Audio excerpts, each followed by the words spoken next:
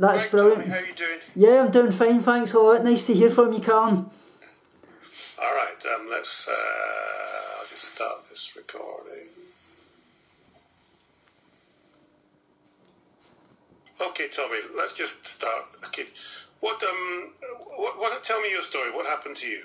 Well, I've actually had an eating disorder now for 20 years. I actually started in 1997 with the loss of my mum. She had long-term ovarian cancer in the womb from having me, and she obviously had the choice of having me and living with the cancer or aborting me and being free of the cancer. She passed in 1997 and I was actually a semi-professional footballer at the time. I was gradually losing weight and such, and I was going to the doctors and just not being taken seriously. They basically just kept saying I was suffering from grief. I actually, over the next 3 years, I went away to Australia in the year 2000 and I was away down to about 5 stone. And just as I got off the plane arriving at Glasgow, I actually took a massive heart attack and I was dead for 9 minutes. And I was actually in a potassium coma for 3 months. That's when I was first diagnosed with my eating disorder in 2000. I recovered for a good long while. And then I met my wife in 2002, and then in 2006 we get married. And at that point, my wife actually suffered 4 miscarriages, which was misdiagnosed as polycystic ovarian syndrome. It turned out it was actually ovarian cancer. She had to have a full hysterectomy, and I actually relapsed at that point, and I was actually had a massive heart attack again. I was actually dead for 6 minutes this time, so I was lucky to still be alive. I actually got up to about 7.5 stone at that point, and I was now really getting to the point of getting recovered because my dad was actually really, really ill with long-term diabetes. He had suffered a stroke and all down his right side, and he was paralysed, so me and my wife were looking after him. He actually passed away in November 2014, and I went into hospital in January 2015, and this is when recovery really, really happened for me that time. At that point, I actually went vegan as well, but like I say, I don't recommend everybody go vegan in eating disorder recovery because it can be the worst thing you can do. But for me, it's really, really helped me. And I do a lot with obviously my media work and such, and I've got a YouTube channel as well called Tofu Tommy where I actually discuss all my eating disorder recovery and my vegan lifestyle and such, and it's really, really opened doors that my eating disorder actually closed, and I'm beginning to love life again, and it feels as if I'm reborn. Well, all right, Tofu Tommy. Tell me about the eating disorder and what happened to you and how difficult was it to talk about it back then? It was really, really difficult to actually talk about it. Like I say, I was cutting down on my calories. I was basically just filling myself up with Pepsi Max a day, basically to give myself that illusion that I was full and such. And I was really, really afraid to speak out. I even hid it from my wife when we first met, and she didn't know I had an eating disorder until that relapse, because it's like it's got this, you think it's your identity basically, your eating disorder, and it's got this kind of stigma of it being a white girl's privileged illness, and that's far from the truth, because eating disorders don't discriminate against anybody, whether race, colour, anything, spirit, whatever, if you're rich or poor, they affect everybody, and you don't have to be an expert to speak about mental health. It's just about asking somebody if they're okay is a really powerful thing. I've got Callum Irving with me here from See Me and Callum. Tommy's story will be ringing bells with you. How difficult is it for people to... We've talked a lot about mental health in the air recently, but how difficult still is it for people to discuss it? I think that's right. I think what's been happening is more and more people like Tommy are telling their story, and it's helping.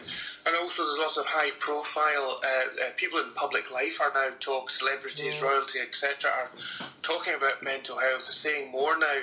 But what we still find is there's still a significant amount of stigma around mental health. That means that people are not talking, they're maybe not talking early enough, they're not talking in a way that means that they can open up to somebody, can even locate if they have actually got a mental health problem. Is there something that then needs professional help? And that's a lot of what See Me is saying during this Mental Health Awareness Week, is that, as Tommy says, asking somebody if they're okay, opening up the conversation is one of the most powerful things that you can do.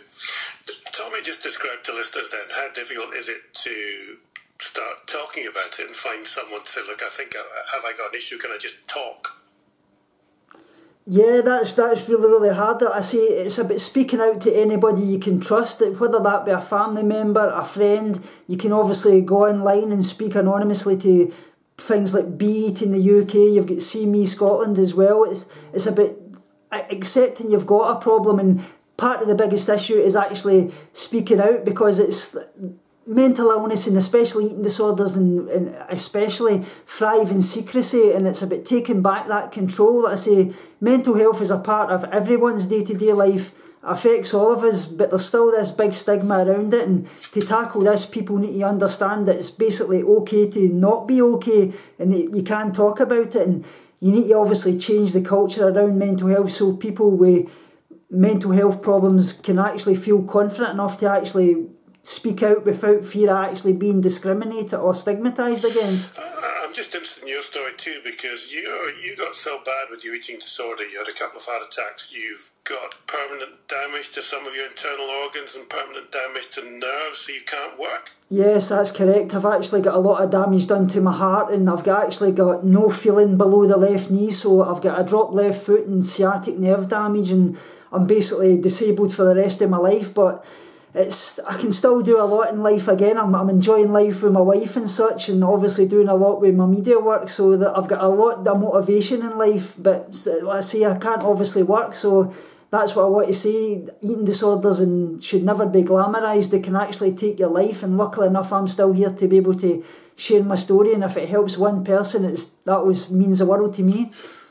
Callum, it's interesting that if you look at the numbers, it's younger people, isn't it, more than the over 50s, who initially seem to have the issue and find it very hard to talk to anybody.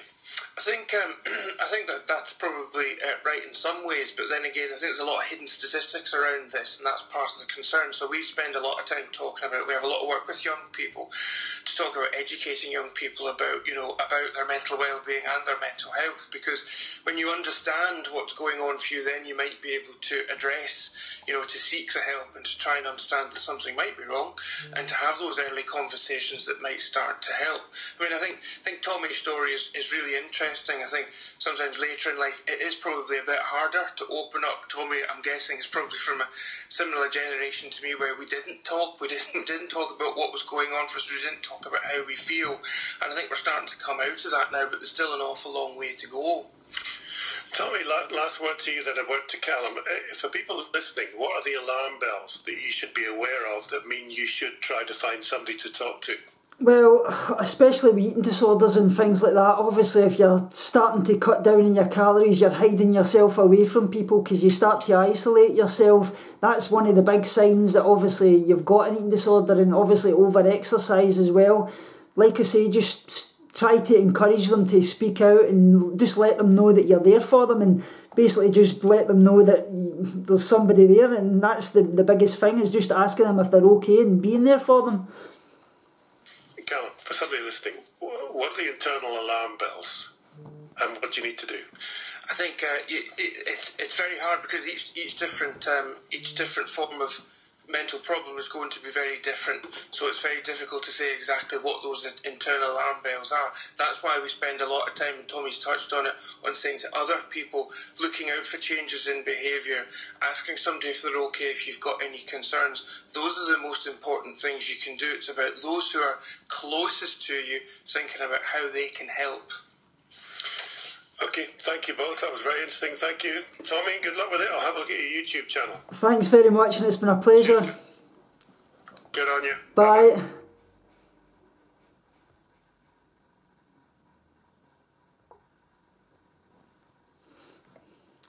So guys, that was amazing. That was really good. I hope you liked that little interview on BBC Radio Scotland, and I was love to share it with you and speak to you all soon. Remember, as always, binge on life, purge negativity and starve guilty feelings. So guys, welcome back. I'm out in the garden. I'm loving life as it is.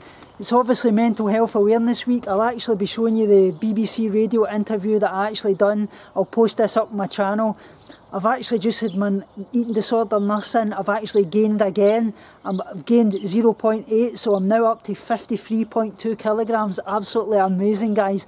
I've got 16 kilograms to go to reach my 70 kilogram target.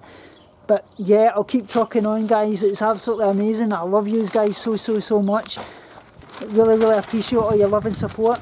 I just want to show you some of the articles that I've actually got. I've actually done for in the Daily Mirror. newspaper. My story was featured in that as well. So that's absolutely amazing. That's the Daily Mirror in the UK. Another one is a national newspaper in Scotland as well. As you can see here, I'm featured right there. I done all my story for See Me Scotland, which is a national charity for mental health awareness. It's all about surviving and thriving. That's what it's actually based upon. I actually spoke at Barclays Bank as well, speaking with all the workers and such likes, how they can help support people with mental illness. And that was all actually done through my dear friend, the White Pariah. I'll link her channel below. Please go and give her some love and support. She's an amazing person, a dear friend. The next one was actually in another newspaper, The Herald. I was actually featured there, as you can well see. This is me right there. So that was the other one. So it's been a great week, guys. I'm obviously going to be doing much more media work. I send you all my love and support. Thank you as always for what you do, not only for me, for everybody outside. We're growing a community here. We're making something really special, and that's what it's all about. So I'll speak to you all very soon, and I just wanted to show you my lovely garden here. I'm out enjoying life, living at large. The sun's out in Scotland. I'll speak to you all soon, guys. But remember, as always, binge on life, purge negativity and starve guilty. Guys, binge on life, purge negativity and starve guilty feelings. Speak to you all soon and love you so much.